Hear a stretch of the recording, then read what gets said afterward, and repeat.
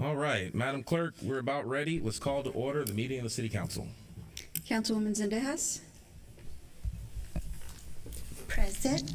Vice Mayor Allen. Present. Councilmember Duggan. Here. Councilman Supernaw. Here. Councilwoman Kerr. Here. Councilwoman Sorrow. Present. Councilmember Uranga. Councilman Austin. Here. Councilmember Rick Zodi. Here. Mayor Richardson. I'm here.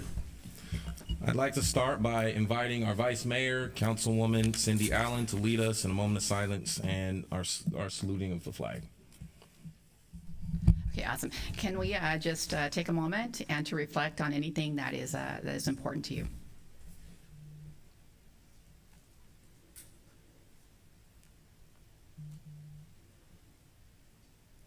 All right. Will you stand if you're able? Face the flag. I pledge allegiance to the flag of the United States of America and to the republic for which it stands, one nation, under God, indivisible, with liberty and justice for all.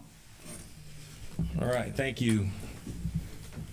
So this is our first real meeting, and we had a ceremonial meeting a few weeks ago in December, but it's the first council meeting of the new year, and we have a number of new council members here, a new city attorney here. We're really excited about what we're taking on. It's going to be a short meeting because tonight we have the State of the City that begins at 5:30 at the Terrace Theater, but we have some very important business to take care of tonight. So we're going to go ahead and get started. Let's pull up consent items 1 through 12, please. All right, is there a motion? Or is there a second on the consent? Do we have public comment on consent? Okay, seeing none, members, please cast your vote. You just push the button. Has everyone had their training? All right.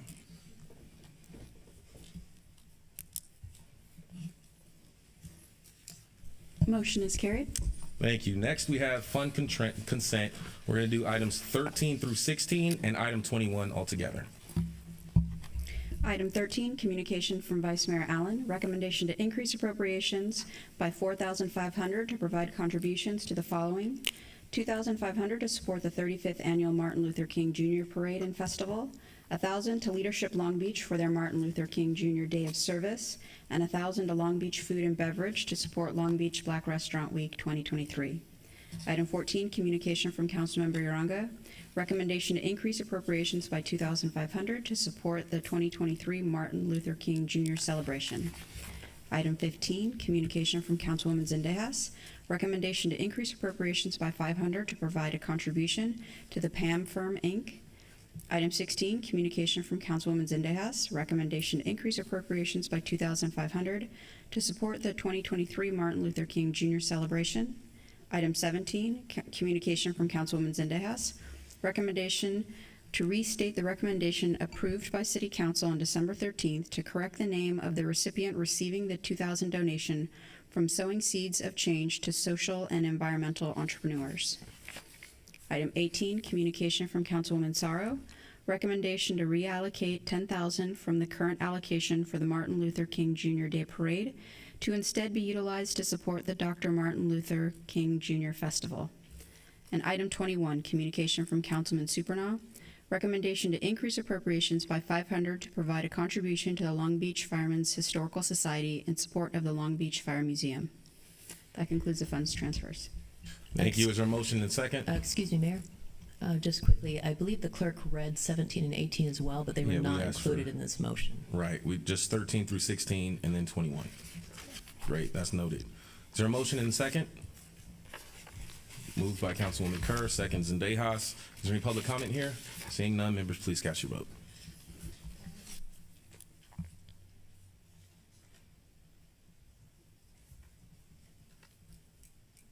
Motion is carried. 17, please.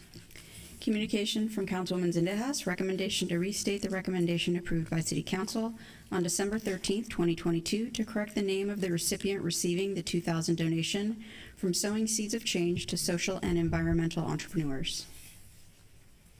Okay, it's been moved and seconded. Seeing no public comment, members, please cast your vote.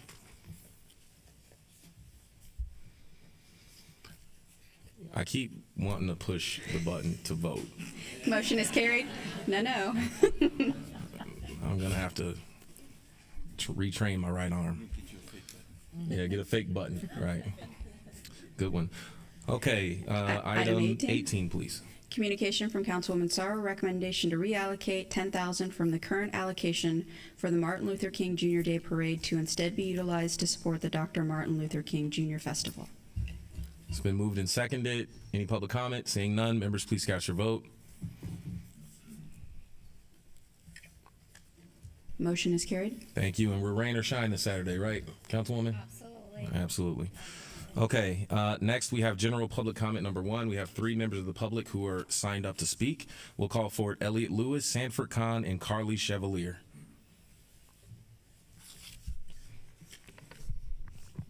My name is Elliot Lewis.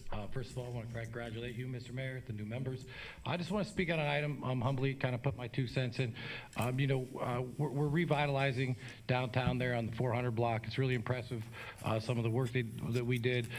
We've occupied 9 storefronts, opened up a bar there at a huge loss. Be lucky ever to get it even, just something we're giving back to the community. We throw a party down there, and look, the $5,800 fee is an important thing, but it's really a macro topic as we try to tackle these big issues in the downtown. So we've been hit with the $5,800 fee, first time to throw the party. Don't put our party nearly on the level as MLK, but interestingly enough, it's getting a grant while we're getting a fee. This party brings economic activity. It's the best event of the night for all the businesses that surround us, brings positive energy. Again, we already lose huge money on the event. Now we have another $5,800 fee. We do it every month. It's gonna be about $72,000. Whether or not we can get the fee wiped out, it's really a macro issue of what goes on in this city. And you want to know why there's a lot of vacant storefronts. It's because the red tape and the fees and the paper cutting that's constantly coming from city council. And they say it's getting bigger, so they need to send down some police officers, which I respect, but the police officers are already on duty. I would hazard to guess that we've substantially cut down their calls on the 400 block, and that we should look at things with common sense and a bigger picture. And look, now what's coming in on that block, a sake bar, I think, in large part we had something to do with that. There's a gym now coming in on the other side. And by the way, we're the only bar between 5th Street and Anaheim. So this is all a public good. It doesn't really make sense that we're being charged for it. And again, with not to bring up the cannabis item, but we do pay $2 million in taxes only to try to do something good that we're losing money on, to then be charged about $6 grand to throw a party that we do for free to create economic activity. Just doesn't make sense. And again, look, the city spent millions and millions of dollars trying to figure out the vacancy problem, trying to figure out the homeless issue. And with all due respect, we do it for free because we love this city, and I think we've had better results in the short time we've been there, and I think the vision will be true. I know state of emergency gives us special powers, but frankly, it's kind of like Michael Scott at The Office when he said, "I declare bankruptcy." I don't even know what that means. We're here on the ground actually trying to effectuate positive change. We're putting our money where our mouth is. Our headquarters is there, and like I said, everything outside the dispensary we do because we love this city and we're losing money. And to get a $6,000 bill to throw a party, to me it goes beyond the $6,000, but it's emblematic of how the city approaches small business. And as we come up with a menu of options for how to resolve the huge vacancy problem we have downtown, I just want city staff and the city council to be very mindful that these fees, these costs, and these red tape are not necessary, and that's a large part of why there are vacancies. This is something good here that's happening. I think the city should have some common sense, and I think they should at least waive the fees. We're already taking a huge L by throwing the party. Thank you. Thank you. Next speaker is Sanford Khan. Thank you very much. Most people probably come here to criticize the council or maybe your policies. I'm not. The main thrust or the guiding light of policies by your council, Long Beach Council, I live in Long Beach, Belmont Heights, is to increase the opportunities for entrepreneurial capitalism. It is to increase the opportunities for men and women to start new businesses like the previous speaker was talking about. By doing so, they increase, as I used to be in sales for another company a long time ago, and they always emphasize benefits, benefits, benefits. By increasing the opportunities for people to start new businesses that will grow and flourish over time, grow stronger and flourish, you increase not only employment for the city, but you also increase the tax revenue to the city. When you encourage people to become entrepreneurs, you're increasing them, giving them the opportunities to increase their set of freedoms and opportunities. And this should be the thrust of this city council, to encourage entrepreneurship. Thank you very much. Thank you. Not bad, less than Thank 2 you. minutes, huh? All right. Next is Carly.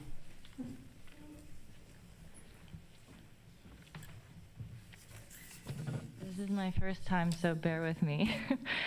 We moved into our first home in California Heights 9 months ago with our newborn daughter. After we moved in, we learned that there's a restaurant behind us that consistently pumps charbroiled smoke into our yard and home. This has been a huge concern for us because studies have shown that charbroil causes more air pollution than diesel trucks. The smoke from grilling contains toxic chemicals that have linked to pulmonary disease, gastrointestinal issues, and respiratory issues, as well as cancer. Even with our windows closed, we can smell it, and we have a baby and a pregnant nanny in the home. We can't use our yard, and we can visibly see this and smell the smoke from blocks away. This restaurant backs up to a residential area. It's known as the Golden Bowl. It's across the street from a nursing home and a block away from an elementary school. And you can see the smoke from far away and smell it all the way to the school.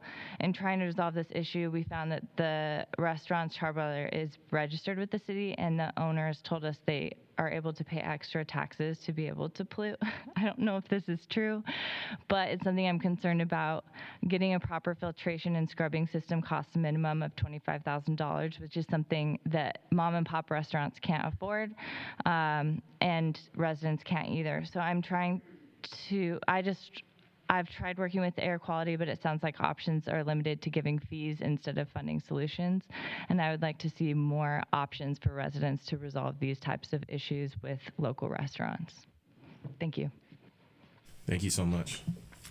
All right, that satisfies public comment. We'll now go into item number 19, which is the declaration of emergency. Let's read the item, please. Report from City Manager, recommendation to adopt a resolution proclaiming the existence of a local emergency caused by conditions and threatened conditions of homelessness citywide. Thank you. So I'll just give some comments first, and then we have a presentation from our city manager, and then we'll go through the council discussion.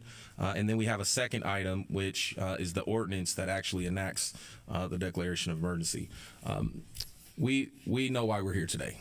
Long Beach is a great city with its own public health department, and we have our own continuum of care, and we've delivered services for homelessness for many, many years. But what we're dealing with now is different. Prior to the pandemic, we had a homeless crisis in our city. We had a housing crisis in our region. But the pandemic has exacerbated that crisis.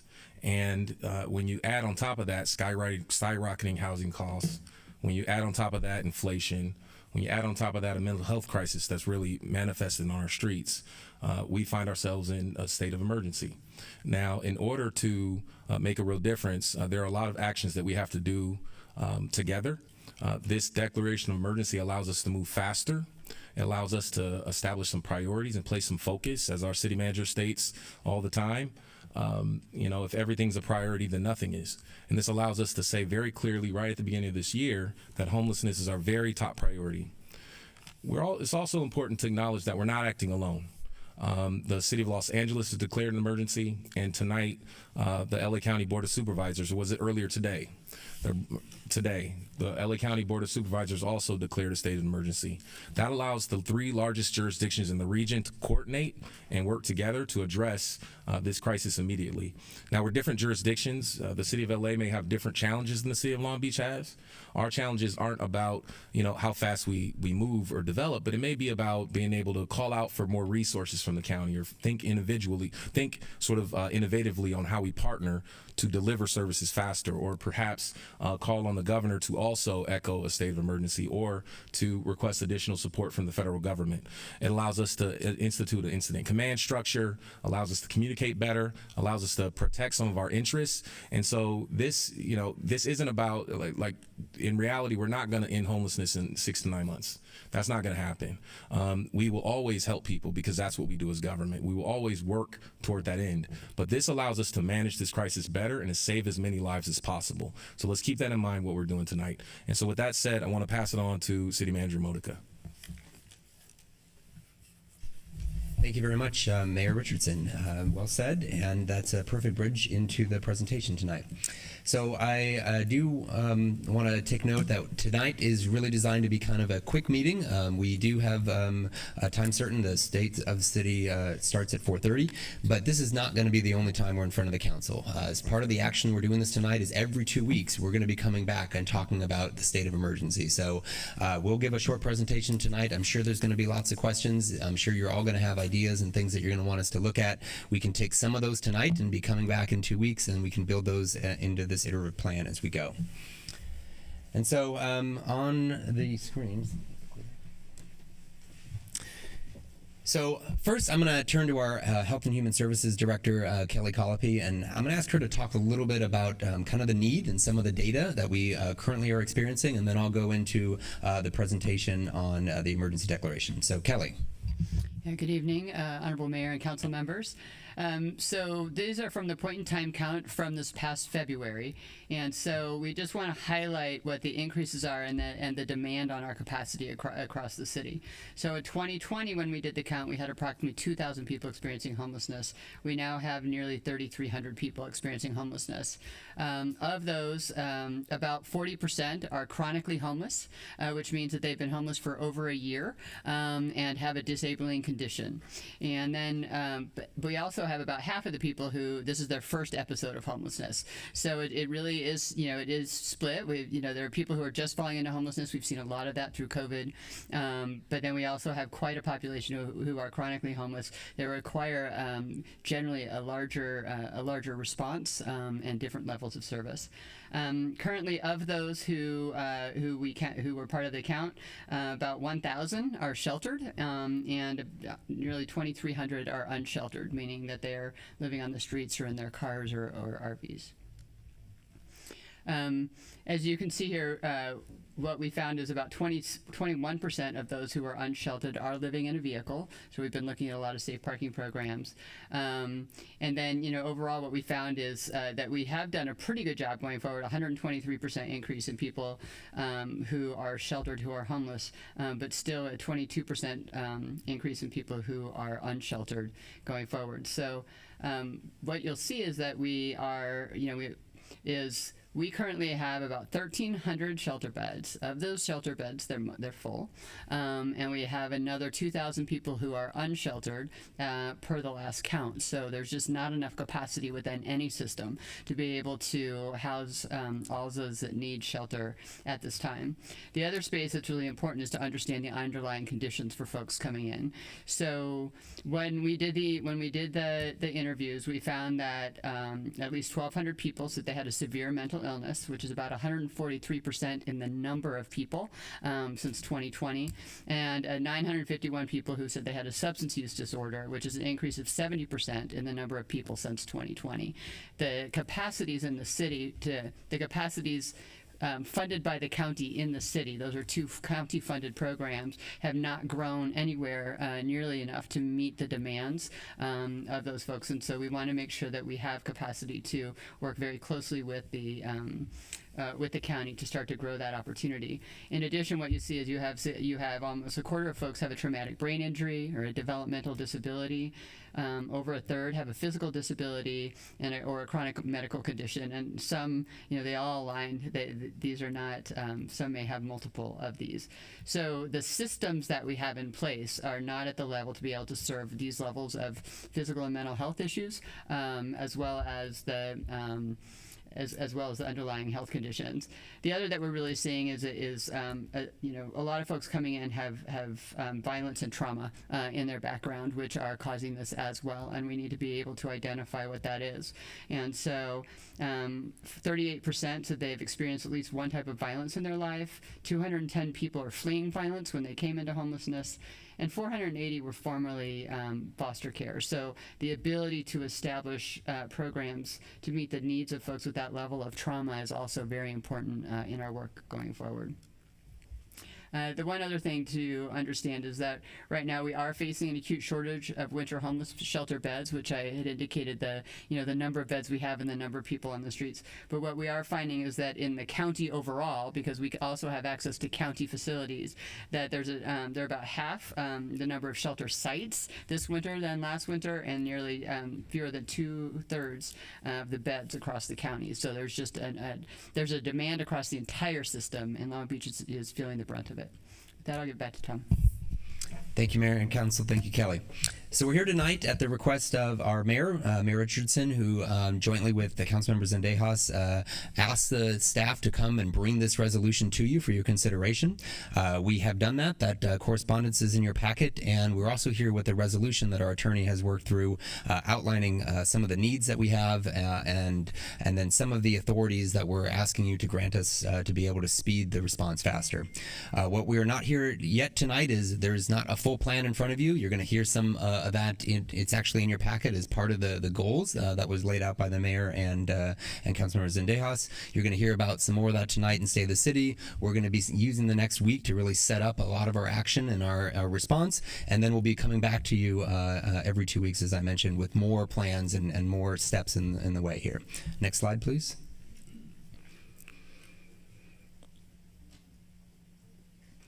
And so part of what is the action tonight is a recommendation to have the resolution proclaiming the existence of a local emergency, and we give the reasons for those emergencies, part of which you heard from Kelly tonight. What it allows us to do is get some streamlining of a number of city processes to, as the mayor mentioned, make us go a little faster, a little more nimble, create urgency, and create a better synergy among our departments, and streamlining things like hiring practice and project delivery. So we get asked a number of times about some of the metrics, the ways we're going to determine success. We're starting to create those, and in your council agenda tonight, there are a number of these metrics. We will be developing them and nurturing them, especially as we get more data to be able to really hone down. But I want to read just a couple of them to give you an example. Obviously, we're looking at decreasing the number of persons experiencing unsheltered homelessness. We want to increase housing starts and housing placements. We want to decrease the number of people who die in unsheltered situations. It was 101 last year. Decrease the number of people falling into homelessness to have upstream prevention. We want to speed delivery of critical projects. Those are just some of the examples and metrics, and we can chat about those further as we move ahead in the emergency declaration. One of the key purposes is allowing some changes in human resources and staffing under the emergency. So all employees are actually disaster service workers when an emergency is called, and so that allows us some flexibility to have city staff work in ways to support the emergency that they otherwise would not. And so the city manager gets some greater flexibility to reassign staff and resources, and specifically on focus areas that we need. We're already putting out some calls to our departments to see who's able and willing to join this effort, and then if we need to, we can also do assignments to help with the EOC staffing as well.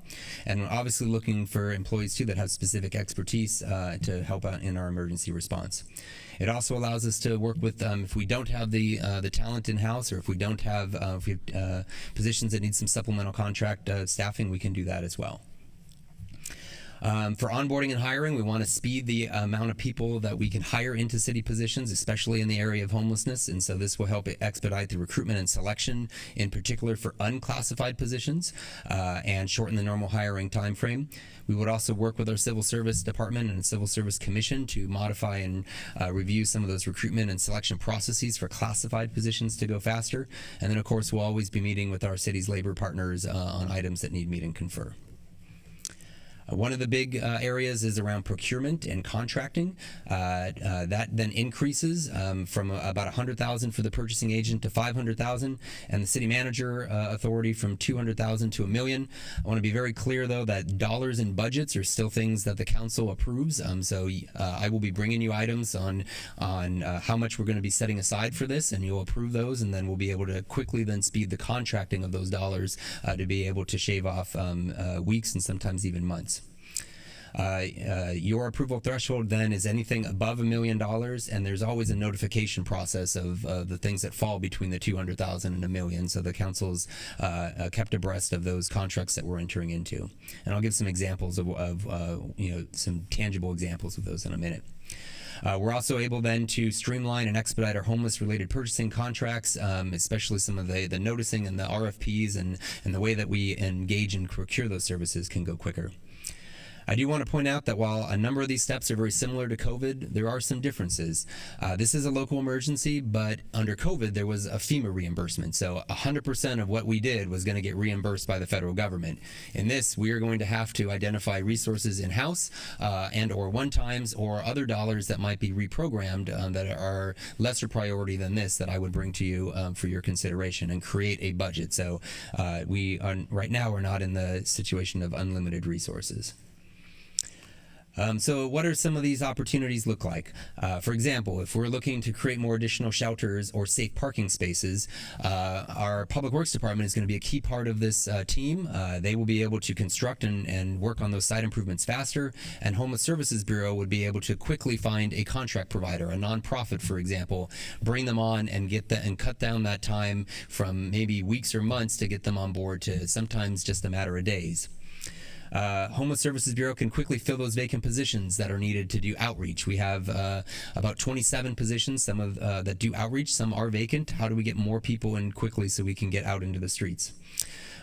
We can ask staff to come and support, for example, our housing authority and actually have them call and come in and be part of a call center and make calls on behalf of people that are looking to get vouchers.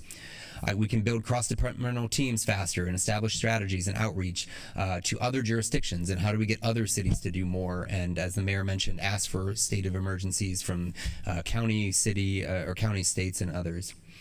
And we can do faster contracting, procurement of supplies, and construction. We're going to need to bring you some items related to our tiny homes and our luxury inn in the future as well. We're able to streamline some city processes. That's going to be in the ordinance. We have Christopher Kuntz here, who's a big part of our response as well, who can answer some of those. But for example, we're going to want private property owners to secure their fences or secure their properties if they have vacant properties that are challenge sites for us. Right now, our standards say it's a pretty low fence. It doesn't really secure it very well. This allows us to have maybe a more secure fence that is different than what's in our municipal code. We're able to do expedited approvals. Once we know where our shelters and safe parking need to be, we can speed those approvals. We can keep tenants in place when, right now, if we find somebody in an unpermitted unit, if it's unsafe, they obviously need to leave right away. If it's safe, it's just not permitted. Right now, we ask them to leave until we get it all worked out, which could be a while. In this case, they're actually going to be able to stay in that unit, so we're not displacing someone while we work through the permitting process, as long as it's safe. We want to be able to accelerate the permanent supportive housing and provide longer-term housing solutions, and we want to make the capital improvement projects for homeless-related projects faster and give priority in permitting and inspections. And so we'll have a structure of an emergency response. We'll have more on that for you as early as tomorrow. But essentially, it's a incident command system. This is a time-tested, FEMA-approved approach that we bring in a command and control and coordination system of emergency response. We use this every day in the city, from like fire and police responses, but they grow to larger events, and then we've used it successfully in COVID. And so it allows organizations and personnel from all over the departments, but also other agencies, to come work together on the incident, and provides a framework whenever we get federal, state, and regional assets assigned to us. We can then incorporate those. And it also provides, when you have operational staff out working on operations, a lot of logistical and support so that they can ask for what they need to do their job better, and then the incident command system supports them. And so we have a draft mission statement, and of course we'll take input from the council if there's this needs to be added or changed or modified. But we're starting with to reduce the number of persons experiencing homelessness in the city and in the region by increasing housing opportunities, enhancing current initiatives that provide field-based outreach, engagement, and supported services, while maintaining the safety and security of people experiencing homelessness, the general public, and staff as well. And so you'll see in our organizational structure, our EOC command is going to be initially jointly between our health department and our public works department, having those two work hand in hand to look at the problem differently than normal and also bring a lot of resources. There's a city manager group to be able to provide guidance and executive decision making for things that need that. We then have our public information officer, our equity officer, and our city attorney in supporting roles. And we're going to be setting up a number of work groups, some of which already exist and some of which will be newly created, and a lot will be augmented with city staff. And just some of those, and these are draft. We're going to change this as the emergency evolves, but we will have an interdepartmental work group, or intergovernmental, to work with counties and other cities and the state and federal government. We'll work with businesses, faith-based and education nonprofits. We'll work with public health and safety work group. We'll have a communications work group, data and technology work group, which will include dashboards and data analysis, housing and land access, procurement and finance, human resources, and logistics. And so finally, just to sum up, what are the next steps? So that emergency structure will begin tomorrow if you approve this tonight, and that will be a top priority for the city, as the mayor mentioned. And I do want to point out that then when you have a top priority, there are other projects and priorities that may experience some delays as we rapidly shift more resources into homelessness. Over the next week, you will see us roll out a series of actions, a lot of which are outlined in the attached letter that is the reason that we're here tonight, as we build that emergency structure and increase urgency. We will be increasing communications as well. We know how important it is to communicate what we're doing and what are those changes. And we'll be returning to council in 2 weeks to review those steps taken, steps planned, request financial resources from you, and ask you as well for additional council input, questions, direction, and be able to have that ongoing conversation with you and the community. And so thank you for the ability to present. Again, behind me, we have Kelly Colopy, we have Eric Lopez, and we also have Christopher Kuntz, who will be kind of the core of our response along with all of our other departments and can answer your questions. Thank you very much. Thank you. And before we go to council deliberation, we have a little bit of time to talk. I really like the thinking that has gone into this so far. I think the mission statement is good. I think I would love to see a little bit more emphasis on public safety in that mission statement. I would also say that the incident command structure, I think, is great. I mean, we have a world-class health department. Everybody knows that I love our health department. We also have a great public works department, and this is going to be able to take both of those strong teams and put them together to say, hey, if we have to put together, if we have to buy a building and make improvements, Public Works is there, and it's their priority to do so. I also like the work groups that are organized, because we're going to have problems that we have to figure out, and having the work groups already formed to say, hey, we have a problem right here in our downtown by Modica's, or we have a challenge over here. We can look from a land use standpoint at the land use work group or from the public safety work groups and say, what is our strategy to address it now? And so I really like the structure, and I look forward to the incident command structure announcement tomorrow. We'll now go to Councilwoman Zendejas. Here, if we could go to public comment first, if there's public comment on this. Okay, we have 4 members of the public here for public comment. So there's Rob Smith, John Kindred, Stephen Smith, and Dave Shukla. Rob, you're up. Good evening, Mayor and Council. I'm Rob Smith. I own Alley Cat Deliveries, who works a lot with the housing and the people that are in need in Long Beach. It's not just downtown. We have huge need in Bixby, East, West, everywhere. And this year took a lot of our donations, money out of my own pocket. We have a huge crisis. We need to lead in empathy, compassion, but we need results, because small businesses is failing. Businesses around are tired and exhausted. And I really hope we lead with compassion and love, and that we do something about the whole city crisis, not just downtown, but we do have an urgency to get it done. Thank you. Next is John Kindred.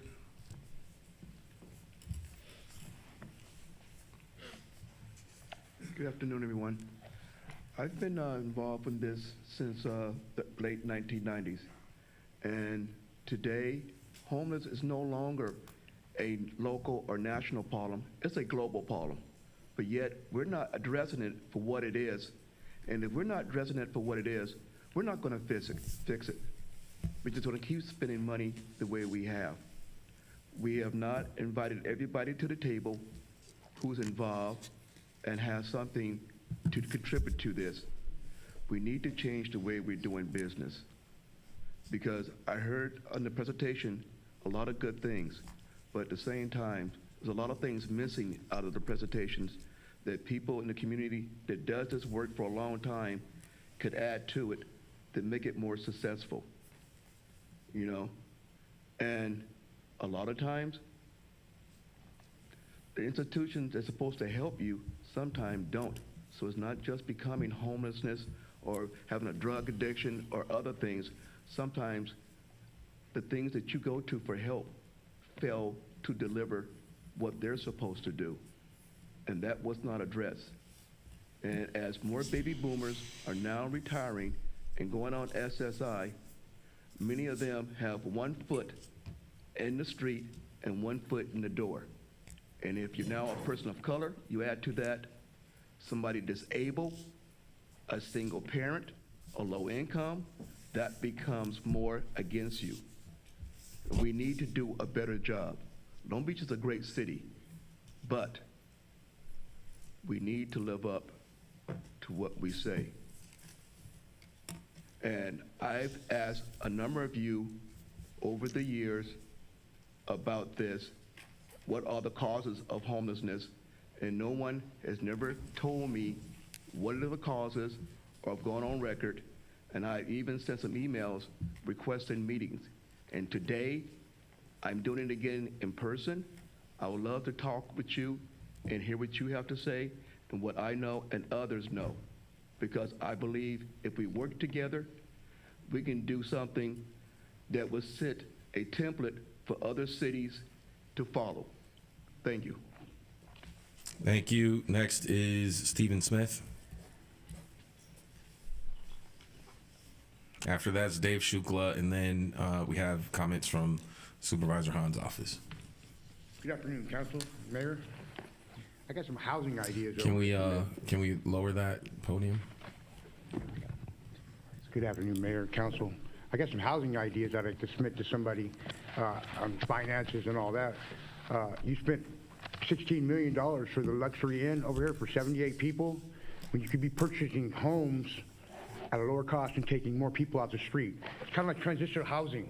I spoke to both sides of homeless and other people. I got businesses behind me. You could take the garages and utilize them for like workshops, like vocational classes and stuff like that, so people can have training.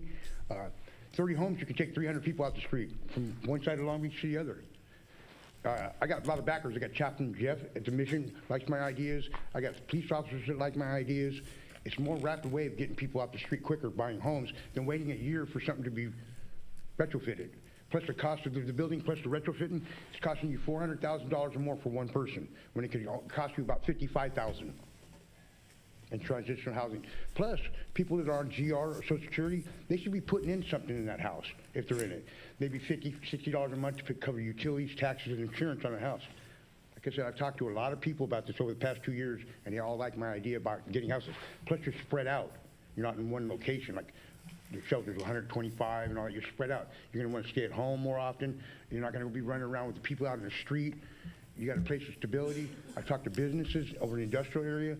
If they would hire somebody, if they came over there, if they're stable, if they would hire somebody, if they worked for them for a couple weeks, a couple hours a day just for training for free, they would hire them after the 2 weeks or their next hire. And all of them said yes, they would do it.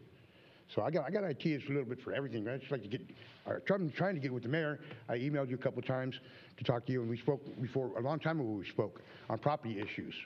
And that's happening still. It's still going on. I spoke to the city attorney a while back with them taking our property and throwing it in trash trucks and destroying our property during the cleanups. And they were supposed to be storing it, not just throwing it in trash trucks. That's another issue. But like I said, I got a plan for like 30 houses. You can cut back your costs putting council garages. A couple of garages can be made to councilor's office so they can be right there on hand. In my budget, I figure my budget, annual budget, is probably about $1 million less than Bridging Farms, because people are putting back into the house if they can. If you have it, you have it. Don't have it, you don't have to pay. But The MSC's concept is this: when you go apply for a counselor, right, your first time, you got to go in there and you got to go do this and this and this and that, right? So now you go back outside the building and you got to go get your birth certificate and all that stuff. They're going to get caught up again. My concept is pick them up off the street now, put them in a house, and you get that later, a couple days later. They get a couple showers in them, some meals, and you have a counselor take them to these appointments. Because people fall out that way. I've fallen out that way. Right, I got to go do this and this, that first, and then have to go back to multi-service center and turn this paperwork in. So your time's concluded? 2 years ago. I don't use it right now. I'm clean. I'm doing pretty good. So your time's concluded? Pardon? Your time is concluded. Your 3 minutes is concluded. Thank you. Your time has concluded, sir. All right, thank you. Thank you. Next is Dave Shukla and Herlinda Chico.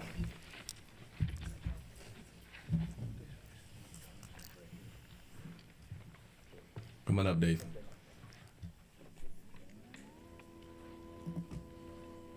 Why, thank you, Kyle.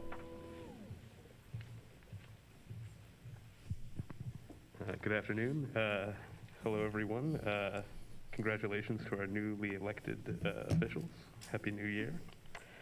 I'd like to speak in support of this item, and particularly support for placing the burden equally on each of the 9 council districts, as this is a problem that, of course, affects the entire city and all council districts. I particularly would like to support the efforts that have already been implemented and have been successful in my own district, District 3, particularly the Motel 6 and the new temporary winter shelter. I think these are not only good measures, but they show the city has the ability to actually meet the moment, and they should continue to be supported. I think it was good to hear about priorities in the presentation, actually see a presentation, but everyone's got ideas about how to make this work. I think the most important thing is that the priorities are made explicit, and particularly that there are metrics, as in section 5 of the resolution, that are made explicit. And one of the most basic ones I think that should be added is that there has to be a metric that the ratio of renters to homeowners in this city has to decrease. You cannot continue to have a situation where the majority of the people in this city are renters and are constantly subject to falling into homelessness. That has got to be ultimately changed. The speaker before me had one idea. I'm sure the assembled staff has got lots of other ideas. Now, one of the main focuses, and it's a welcome one, is specifically to reduce the race-based disparities. There's a statistic in the presentation that if you were to eliminate those race-based disparities, the overall number of homelessness in the city would decrease by 26%. That would be a good thing. As someone who participated in the point-in-time count this past year, I'd like to personally hazard an opinion that count could have been better resourced, could have had more volunteers like myself, and we could have had better numbers. I think the numbers may well be an undercount. There may be many more people, especially in these rainy weeks, who are facing homelessness. But to eliminate these race-based disparities, you have to address, at the institutional level, all of the ways in which those disparities manifest themselves, from redlining and bank lending to who gets to rent, who gets to get away with renting in certain ways, which, especially bad actors, get to keep remaining bad actors because the city needs to put people somewhere. There have to be solutions that aren't just part of a business cycle or a political cycle, but actually are enduring for the entirety of the life cycle in which people find themselves. Thank you. Thank you. Our final speaker is Herlinda Chico on behalf of Supervisor Hahn. Good afternoon, Honorable Mayor and City Council. I just made it here from Community Hospital where the supervisor was able to get mobile showers delivered to Community Hospital, so that's there right now being hooked up. And I also have a statement from Supervisor Hahn. She says, I strongly support Mayor Rex Richardson and the Long Beach City Council in declaring a state of emergency on homelessness. Today, my colleagues and I on the Board of Supervisors declared a similar emergency countywide just weeks after throwing our support behind Mayor Karen Bass's own state of emergency for the city of Los Angeles. The election of Mayor Rex Richardson and Mayor Karen Bass represent a new day in Los Angeles County, and these declarations are proof that they have brought in a sea of change for how we approach the homelessness crisis. It is long past time we collectively treat this crisis with the urgency it demands, the same way we would a natural disaster like a flood or an earthquake that displaces tens of thousands of people from their homes. This is a crisis that demands all our attention, all our cooperation, and all our resources.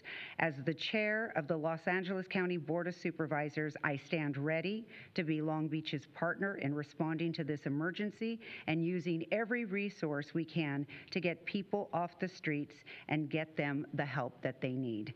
Let's get to work. Thank you. Thank you so much for those comments. We'll now take it back behind the rail. Councilwoman Zendejas. Thank you, Mayor. I am so proud to be bringing this request forward alongside you. This is very important, even though, yes, the downtown has been an epicenter for this crisis. The impacts that it will have will be citywide, no doubt. We have experienced significant and severe impacts. Back in November, I met with residents and I committed myself to working hard on something like this, and I thank you again, Mayor Richardson, for working with me through this and actually making this a reality. Today, I am recommitting myself to ensuring the provisions of this declaration are followed through on with the importance that it deserves. To staff, thank you for all the work that you have already done.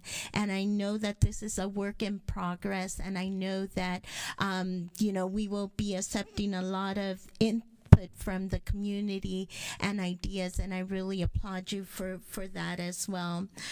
This is a very significant declaration that we are doing here, and it does need to be addressed with a lot of compassion and a lot of desire to really help those individuals experiencing homelessness.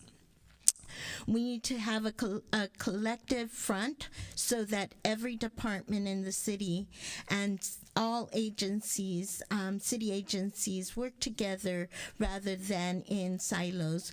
We are calling on a private and public entities to work together on solutions. We are calling on clergy, business communities, and partnering agencies in all neighborhoods across the city to work together on this. Our health department has done a tremendous job to work with folks and connect them to the services that we offer, connect them to beds, shelters, services, and permanent housing. But the demand, as you have heard in the presentation, has increased, and so we need to do more. We need to remove the barriers in hiring and find incentives to attract talent we need for these critical response workforce. We need to focus on expanding resources to meet the demand and sustain and simultaneously address the cost of homelessness and the root of homelessness.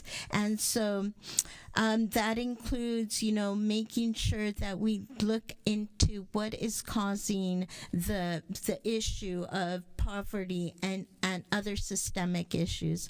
We need to keep people housed and engage in preventative measures to prevent people from losing their housing.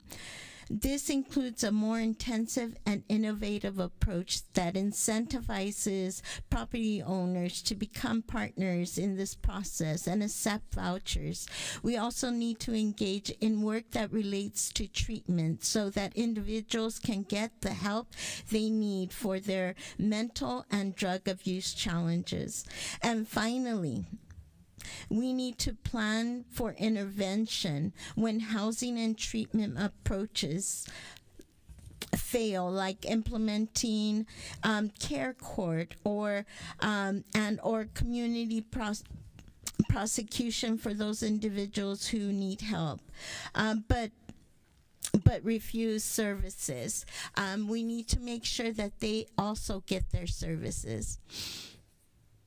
As the mayor had said, we need all-in approach. This crisis needs all of us who are invested in our city to come together and work through this. I know that this will have a great impact in our city, and I look forward to working alongside my council colleagues to come up with the best solutions that we can as a city. Thank you. Councilwoman Sorrow. Thank you. Well, thank you, Mayor Rex Richardson and Councilwoman Mary Zendejas for introducing the declaration. I'm trying to get used to the different role, but introducing the declaration of the state of emergency and homelessness. Indeed, we are in a crisis, and I think this is the best response to make sure that we are responding to the level of crisis. I do want to share that we know that homelessness is a complex, multi-departmental issue, and addressing it takes multi-collaboration, which is what we're seeing with our interdepartmental effort. And I want to raise that I like to ask us to include, as chair of the Public Safety Committee of the past few years, we talked a lot about the public safety continuum. Really looking at, I see us talking a lot about how are we responding and addressing it, which is very important. We need to increase the speed, the scale, but I also want to make sure we consider ways that we're doing prevention, because a lot of the issues mentioned in underlying condition are caused a lot about, it's rise due to behavioral issue that's caused by various experiences, and I do want to make sure we don't forget to continue to promoting peace. I know our health department's been doing great work, but we've also been having our health department work across departments to make sure we're doing preventative work as much as we can. I know sometimes it's hard to do prevention when we can barely manage how to respond right now, but that's the one big thing that I want to make sure to state, and the other is just to thank all our amazing city staff and our residents and our businesses who are doing everything we can to address this issue humanely and compassionately. Just want to make sure that we don't forget our neighborhood leaders, our community members who are doing their part in every way they can to also make sure that they support our city and our county and state to respond compassionately and humanely. I want to make sure we consider what other ways we can equip and resource them so that they can also be partners in addressing this crisis together. Thank you. Thank you. Councilmember Joni Rixote. I guess we're saying full names today. Rick Sody, sorry. Rick Sody, go for it. You said it right. That's all that really matters. As someone who spent the better part of last year knocking on doors, top 3 issue, right, is the issue around homelessness. And I think we as council members and our mayor can all agree that it's a top issue for everybody in the city. And so what we're doing here today is vitally important. I couldn't let the moment pass, though. The nerd in me saw the metrics here and had to make a couple of comments on the metrics.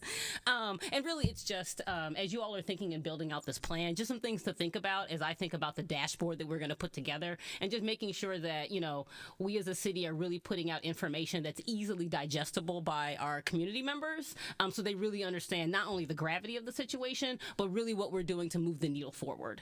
And so the first thing was, when I was reading through the metrics, was thinking about, are the metrics that are being proposed currently, are these things that we currently collect? Is this information that the city already collects? And that's a question to staff. We do collect, I think, on almost all of them.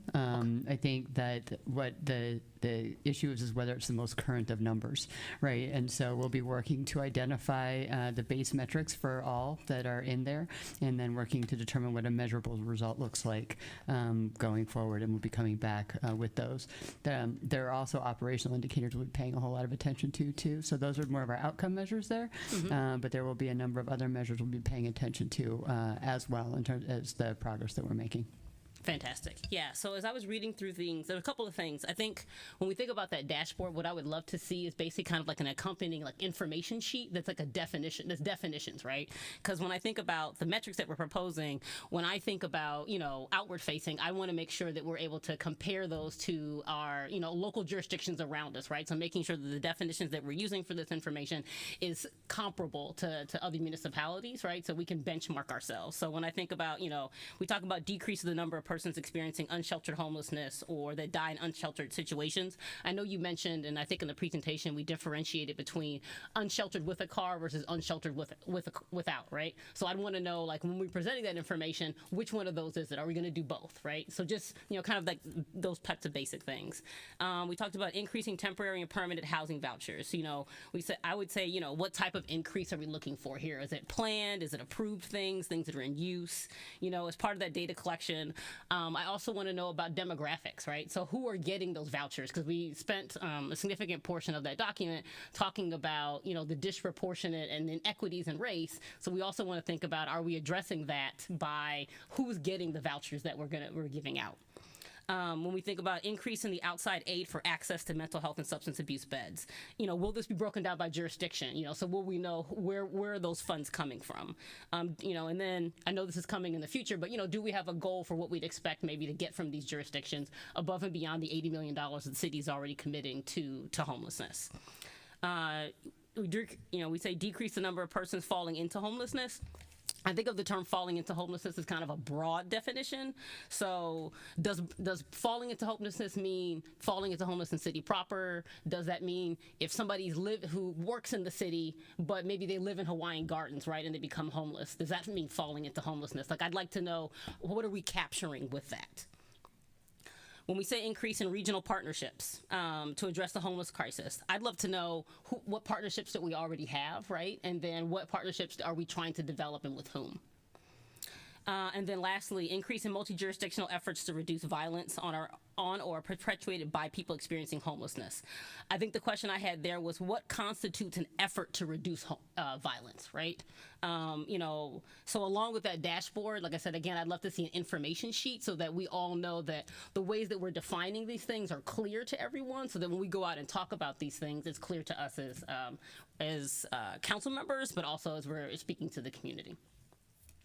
And then lastly, I know we mentioned the REACH team several times in the declaration. When you all return back, I would love to get a more comprehensive report from city staff just on the activities of the REACH team and their impact. I think that would be important for me as well as the rest of the council members. And that is all I got. See, I got a lot in 4.5 minutes. We have a statistician on the city council, y'all. All right. Thank you, Councilwoman Ricks Odie. And just want to remind folks, staff will be back with a more full presentation once they get a chance to get into the emergency. Councilmember Supernaw. Thank you. I have 3 very quick points. Number 1, I just wanted to commend the mayor. Mayor Richardson made a statement that the mission statements should include a robust public safety component. I'm paraphrasing here, and I want to wholeheartedly support that notion. The second is, I know we're not discussing details tonight, so I won't ask this as a question, but just make a statement that I would hope the plan would increase staffing and the hours of operation for the multi-service center. I think that's something that I would absolutely insist on moving forward. The last point was, I know this is not a meeting about the winter shelter, but since it was brought up, that City Council, rightly or wrongly, is held accountable for oversight. And the notion of this whole piece we're doing tonight gives staff more autonomy and decreases oversight by council. So I would really like us to look at that moving forward. I know the city manager said the staff would come back regularly to council meetings, but I just want to avoid that situation where it looks like council is relinquishing its role of oversight. That's it. Thank you. Thank you, Vice Mayor Cindy Allen. Thank you, Mayor Richardson and Councilwoman Zendaya Haas and Tom for this item. This is really important action for the city to take. And I know there are, this is a very complicated issue, but there are a lot of folks out there that we need to help. And I know there are also a lot of businesses and residents and owners that are affected by homelessness. I know that we've invested a lot of resources over the last 2 years, but we still continue to experience, challenges. So I hope that this action today allows us to address homelessness in a more swift, robust, and appropriate manner. I think it's important that we have all the tools at our disposal to make the difference and respond in an impactful way. Thank you so much, Herlinda Chico, for delivering the message from the county supervisor. It's so wonderful that we have the support of our friends over there at the county supervisor's office. You have my absolute full support. Again, thank you, Mayor. Thank you, Councilwoman Zendejas. And I look forward to talking about this in a more robust conversation in the future. Thank you. Thank you, Councilmember Duggan. I'd like to thank Mayor Richardson and Council members Zendejas for bringing this item forward and calling homelessness a crisis, which it is. I'd like to thank the city manager, Tom Modica, and our city team for putting this together over the holidays so we can move quickly to address homelessness. I support this action, and I know we went through the statistics already regarding homelessness. We know that we have to act with urgency to stem the tide of homelessness that we've seen increase over the past few years. The state of emergency allows our government to move faster, cut through red tape, and move past the barriers that slow our response to homelessness down and housing production for our most vulnerable. I have a couple of questions. The resolution talks about bringing additional housing online for the unhoused, but I want to know, mental health is very important and treatment plans after that are important. What's the plan for the state of emergency to increase mental health services for our unhoused residents? My next question about data and the metrics that were listed in the resolution to measure the impacts. I think we need to start with the most accurate baseline of data. With the 2023 homeless count coming up in just a couple of weeks, I believe on the 26th, is the homeless emergency, are we going to be able to get the numbers, the report quickly with the state of emergency? Can we get an expedited report for the 2023 homeless count? I can't remember how long the 2022 took, but it would be nice to see that as a baseline for our 6-month resolution. The state of emergency has to be evaluated every 14 days as our municipal code states, and it needs to be terminated at the earliest possible date as the conditions warrant. Going back to the metrics, the 10 metrics, how frequently will the council receive updated data for these 10 metrics, and will the goals be tied to each metric?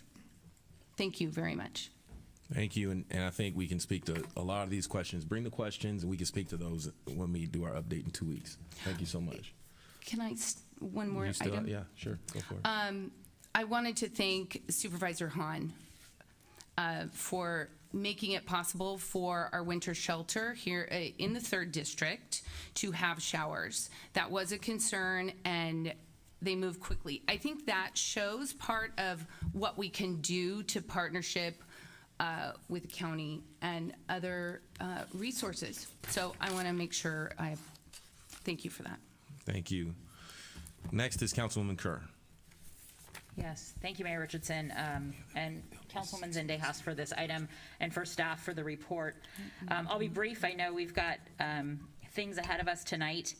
I think it's key the regular intervals of update, the 14 days as required, being as clear and concise in our communications as possible so that we're able to work with our residents who are asking for results, but who also participate in the results. And we had some folks speak tonight. We know there's a lot of individual members, faith communities, small groups of folks who are doing stuff for the unhoused.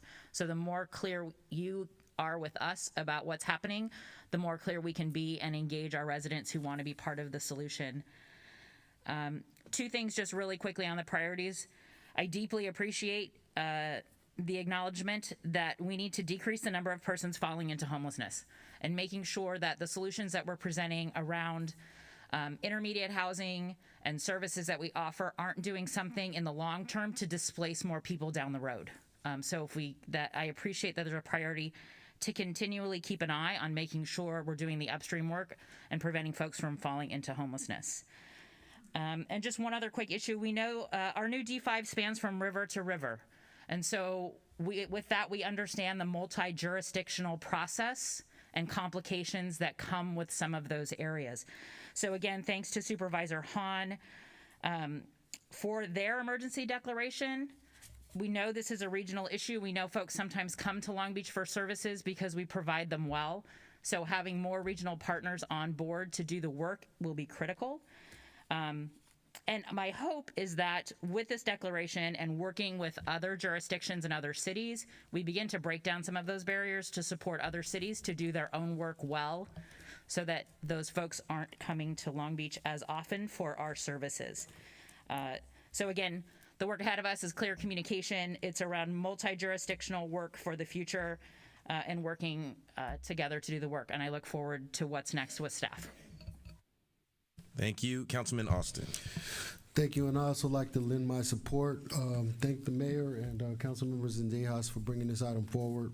I think we've all been calling this a crisis for a number of years, and we recognize this to be the emergency that it is. And so I think it's obviously very responsible for this council to take this position this evening. It has my full support. I think it's important to understand that we're not starting tonight, and we've been working on this for a number of years, cobbling a number of initiatives, and oftentimes, you know, with government and processes, with budgets, things take time to catch up. You know, issues that we funded 2 years ago, 3 years ago, are now just starting to see fruition today.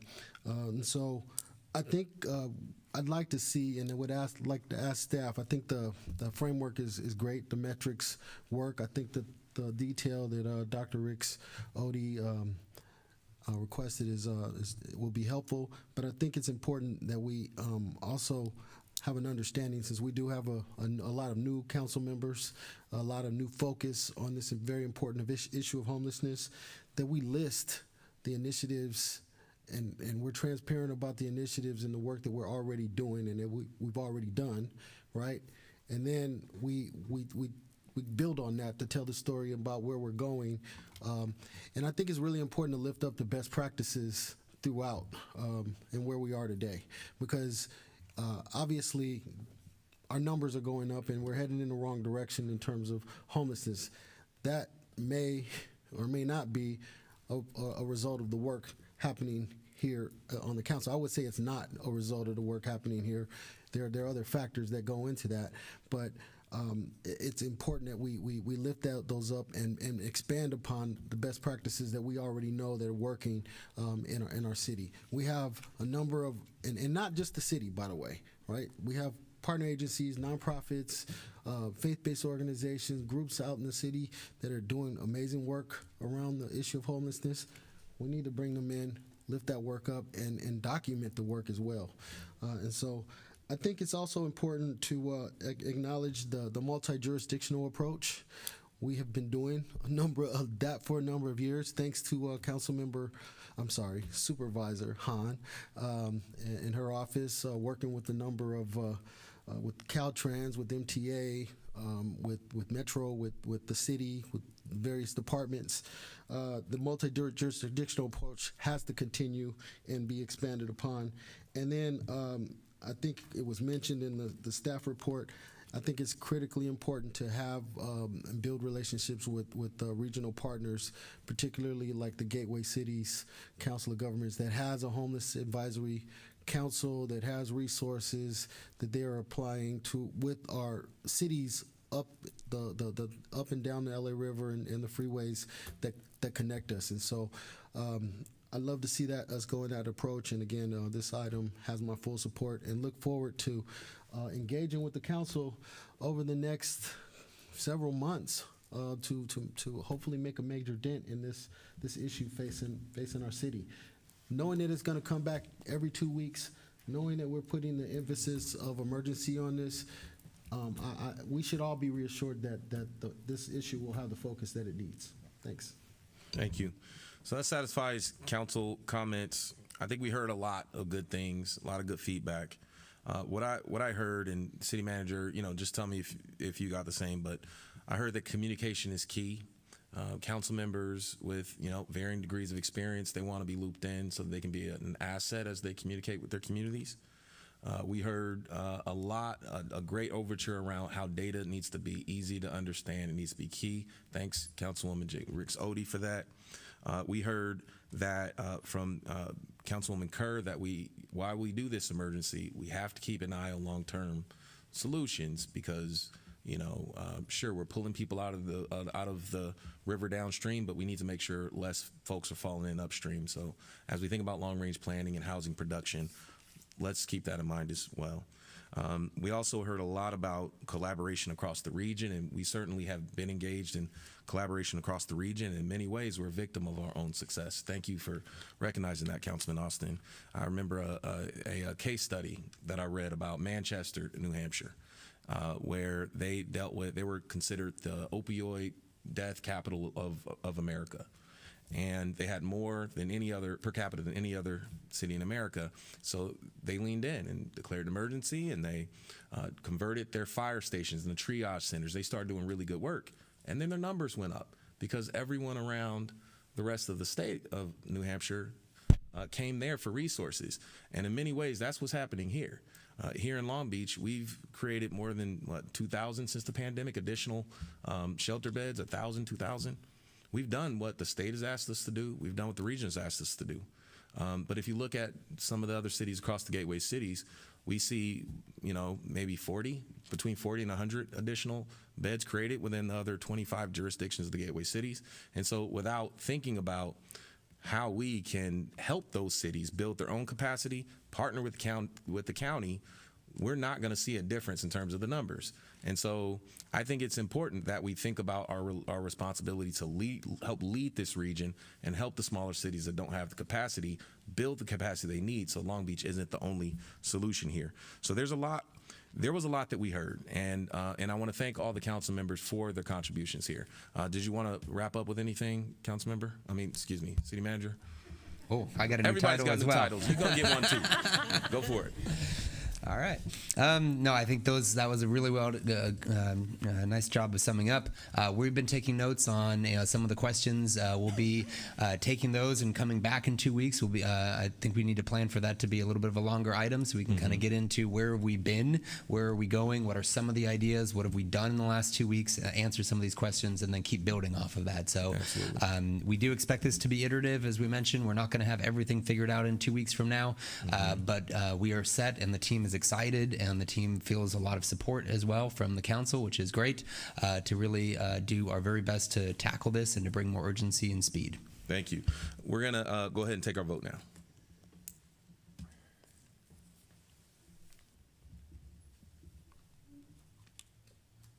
Motion is carried. I was sitting here with my finger ready for the... You were. I was. You see that? I saw you. Thank you. Thank you. We have one more motion quickly with no presentation. What is this? Item 20. Item 20. And Okay, it's moved and seconded. Any public comment here? There is public comment, and we do have 2 votes on this item. Okay. Would you like me to read the item? Okay. Before we do this public comment on this item, I actually want to take a moment of privilege. I see the Attorney General of the State of California is here with us, Attorney General Rob Bonta. I would love to just recognize you. Come on down. I know it's an important issue, and thank you so much for visiting the City of Long Beach. So we'll start off public comment with our Attorney General.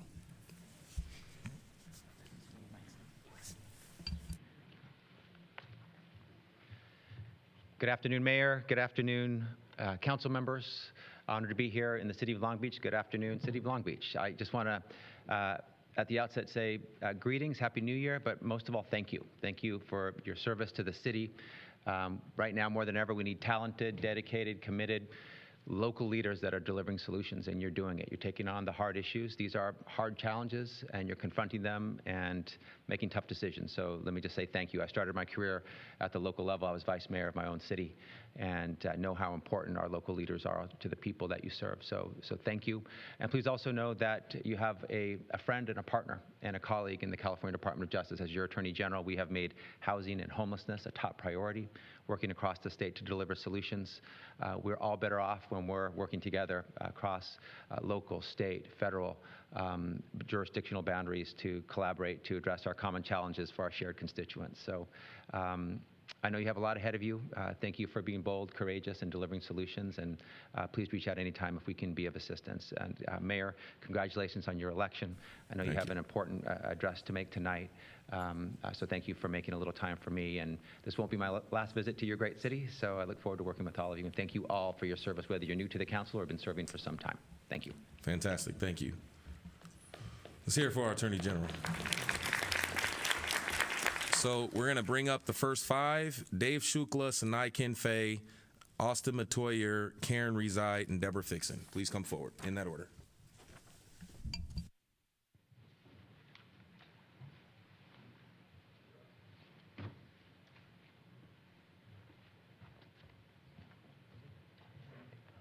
Evening again, Dave Shukla, 3rd District. Get to have the privilege of following the Attorney General.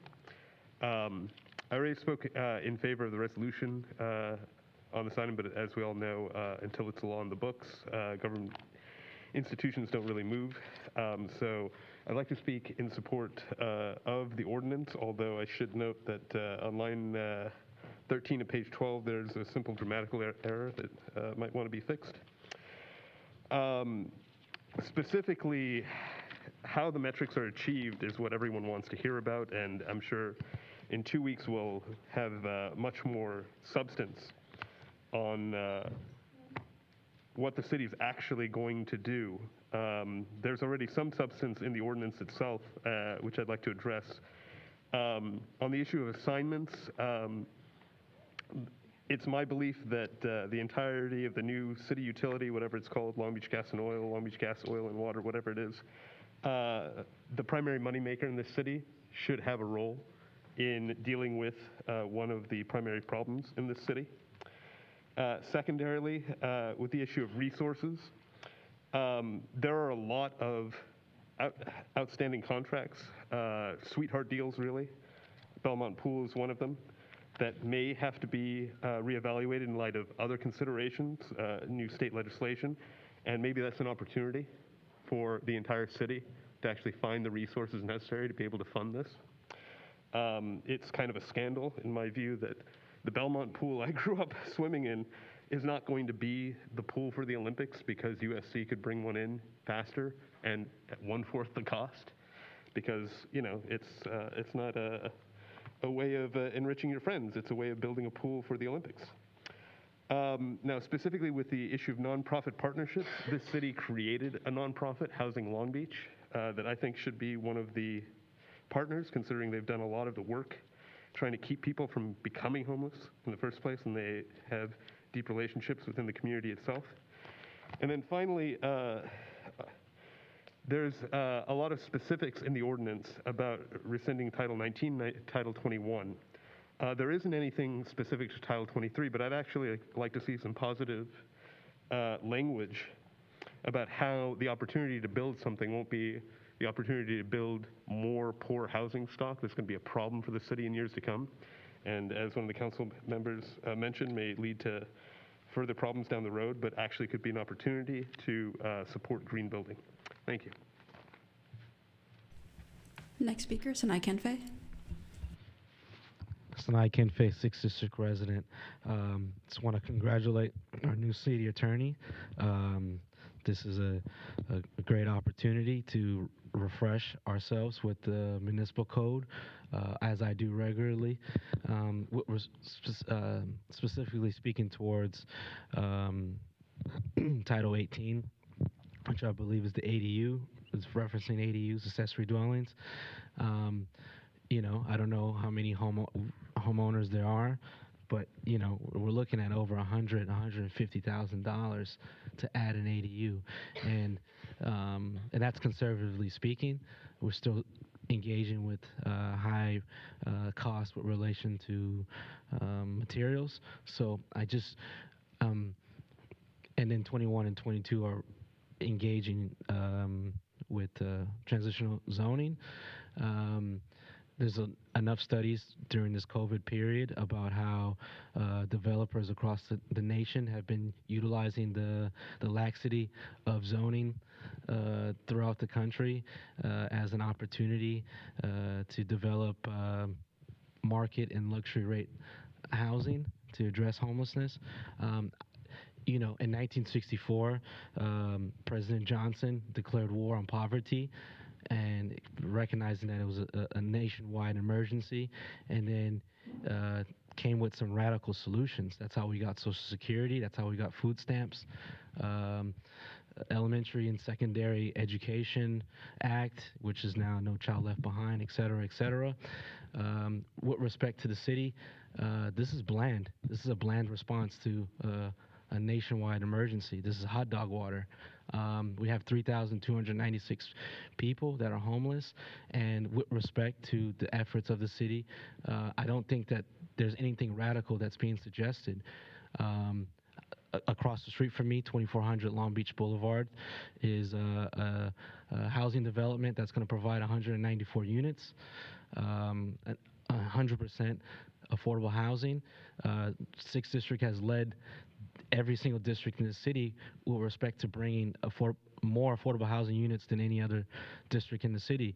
Why aren't other districts carrying their fair share of providing these units? I mean, I just don't see what the response is. If we're recognizing this as an emergency, why don't we have radical solutions to the emergency? We need an inclusionary housing limit that's over 11%. We need 25% for the next 5 years, or for the unforeseeable future. We need a lot of these car dealerships and maintained blight to be imminently domained and seized and developed on with whoever can build faster. We're not doing enough. Next speaker, please. Austin. Good afternoon, Vice Mayor Allen, as well as members of the City Council. My name is Austin Mator. I'm the President and CEO for the Downtown Long Beach Alliance. I will keep my comments really brief, as I know there are other activities happening today. I did want to express the DLBA's support for this item, as well as the previous item that was sponsored by Mayor Richardson, as well as Councilwoman Mary Zendejas. The DLBA really appreciates the work that's already gone into many of the efforts of solving and addressing homelessness by the city manager's office, Health and Human Services, Public Works and Economic Development, as well as Development Services. We appreciate the revisions and suspension of Title 18, 21, and 22 as it relates to the production of housing and affordable housing within the city. And we appreciate the consideration that this is not only a district issue affecting downtown, but a citywide issue, a systematic issue, and look forward to what comes back to the City Council over the few weeks and months ahead, and looking at it on a wider basis. So with that, again, the DLBA supports both this action item as well as the previous action item, and thank you all.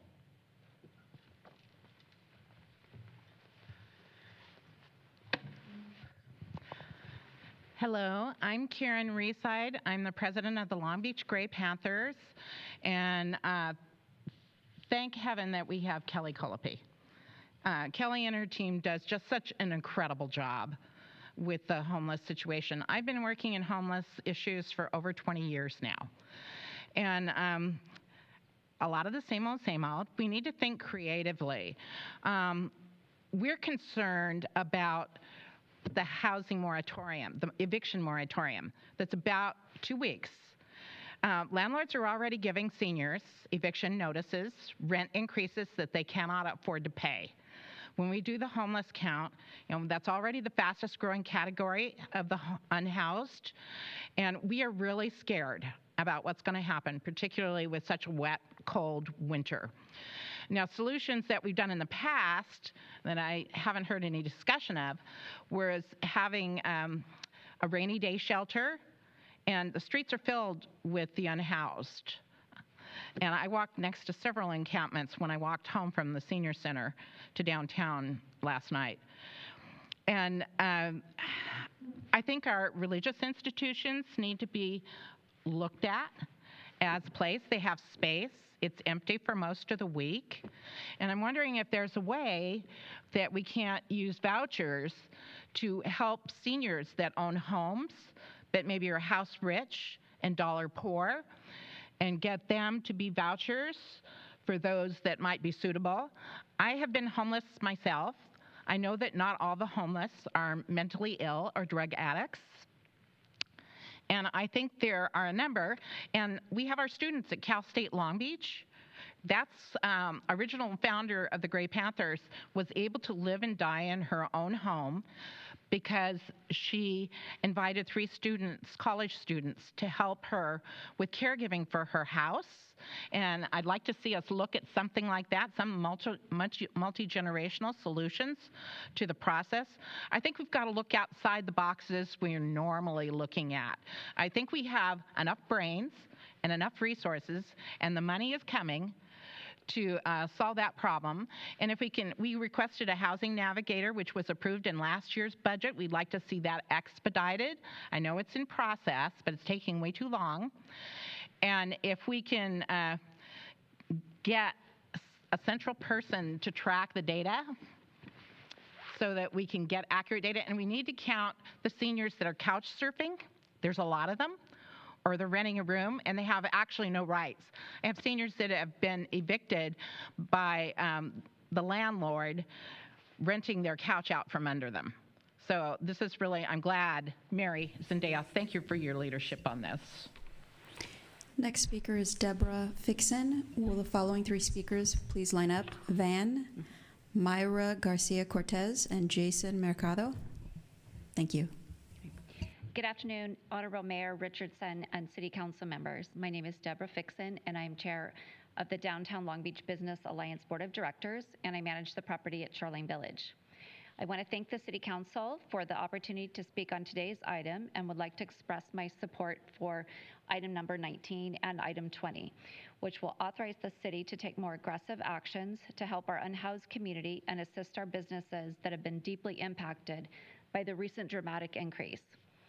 First off, we know that the city has already done a lot to tackle the housing crisis and increase homeless services. We know that the number of caseworkers, outreach teams, beds, and even services provided have been greatly expanded over the years, but we also know that none of that is enough, and as demand and need continue to outpace the available resources. We appreciate the efforts by the sponsors of this item, Councilwoman Mary Zendaya and Mayor Rex Richardson, and support the city and other supporters in their efforts to take drastic action. On behalf of the DLBA board, we support this item and greatly encourage the mayor and council to continue to explore additional creative options to assist residents experiencing homelessness while also supporting the businesses, especially in the downtown. Thank you.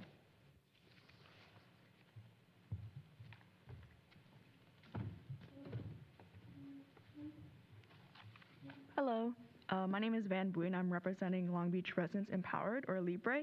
I'm here to voice support for item 20 because I believe that keeping people in their homes is a critical piece in preventing more people from falling into homelessness and finding themselves on the streets. As we know, rent has been increasing over the years, especially during this pandemic, and are only expected to increase in the coming years. True affordability is moving further from reach for working class families. I'm asking that council members look at bringing back rental assistance programs, explore how to stabilize rents, as well as preserve HUD Section 8 buildings for very low income renters. We absolutely need to make sure that people stay housed and that they don't end up unhoused and on the streets, as we have been seeing. Funding programs like Stay Housed LA and rental assistance programs would be key to reducing and preventing homelessness. It is truly heartbreaking in our work to work with community members who are at risk of becoming unhoused or do become unhoused, and I urge council members to take action to keep our neighbors and community members housed. Thank you, Mayor Rex Richardson and Councilwoman Mary Zendejas for your leadership in this matter, and we hope to see other council members to also join in for support for our neighbors experiencing homelessness. Thank you.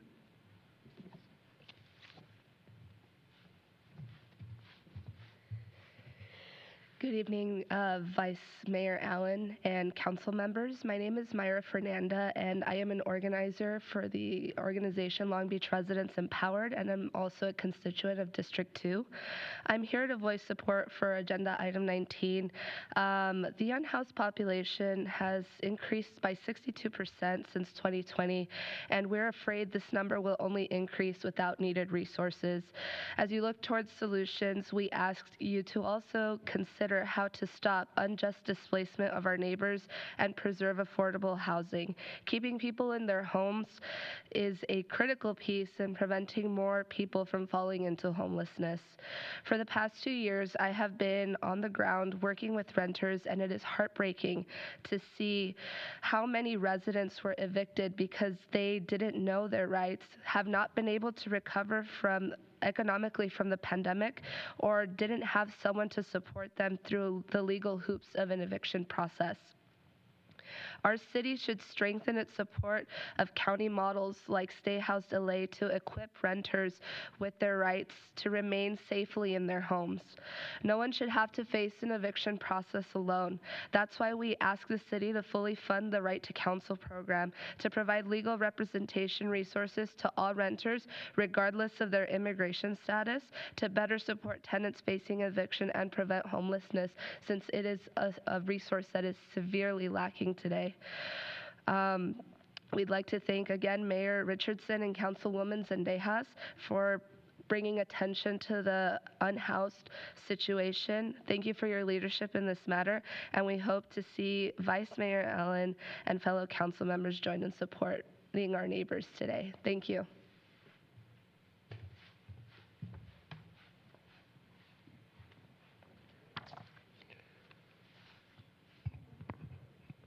Hi, my name is Jason Mercado, and I'm representing Long Beach Residents Empowered. I'm here to voice my support for item 19, where you guys declared a local state of emergency for homelessness. The unhoused population has increased by 62% since 2020, and we're afraid this number will only increase without the needed resources. As you look for solutions, we ask you also consider how to stop the unjust displacement for our neighbors and preserve affordable housing. Keeping people in their homes is a critical piece in preventing more people from falling into homelessness. Everyone's rent is expected to increase in the coming years, and true affordability is moving further from reach from working families. We ask that council members look at bringing back rental assistance programs, explore how to stabilize rents, as well as preserving HUD Section 8 buildings for those who are low-income renters. I want to thank Mayor Richardson, Councilwoman Zendejas for your leadership in this matter, and thank you, Vice Mayor Allen and council members, in joining in support and helping our neighbors and constituents who are experiencing homelessness. We hope to continue to work with all of you for a better Long Beach. Thank you. Thank you very much, and thank you to everyone who came out to speak today. Councilwoman Zendejas, do you have any further comments? Councilwoman Sorrow? All right, let's go to a vote. For this vote, there are two. Okay. The first vote, if we can begin now. Yes. Motion is carried. Okay, the second vote?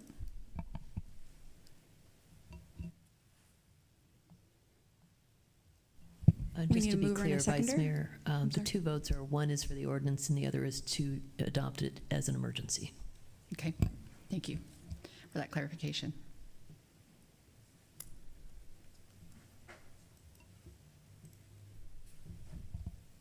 Okay, we have a mover and a second. And I'm a yes. Motion is carried. Okay, awesome, fantastic.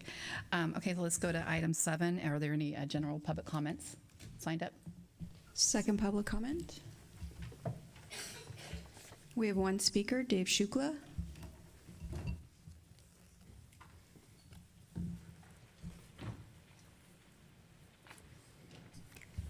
Is this general public comment? Second public comment. Okay, so you can only speak once for public comment. I believe you already spoke, Mr. Shukla, is that right? Not during the open public comment. Was it consent or some It other was item? item 19 and item 20. Okay, great, thank you. Proceed. May I speak? Yep. Yeah, come on up, Dave. Well, I won't go so far as to say it's a new dawn and a new day, but I'd just like to congratulate you all again and hope that this year and over the next few years we have in the 2020s, we address the issue I most care about, which is the impending doom of climate change. This city has, as I've said many times at length, a particular role, a particular burden and responsibility for making climate change something that people have to live in, keep living kind of subjected to, but also in a weird kind of production, consumption, hamster wheel cycle, actually complicit in. And we're at the stage in human history where we don't need to do that anymore. I'd like to believe that the town that I grew up in and the people in front of me are capable of making that transition in time. But for the past 4 or 5 years, I've seen some of the best and brightest in the city that I've been amazed with, nonetheless falter because the pressures are so great and the incentives for the status quo remain. So, on that happy note, see you all this evening. Thank you very much. Okay, we're going to go to announcements. So if any of my colleagues have an announcement, please just press your request to speak, and you will be acknowledged. Okay, Councilwoman Sorrow. Yes, as stated earlier, rain or shine, we are having our MLK parade and festival in person after 2 years hiatus due to the pandemic. So I hope to see you all there and to celebrate the legacy of our Dr. King. Thank you. All right, thank you very much. I don't see any other announcements, so I call this meeting adjourned.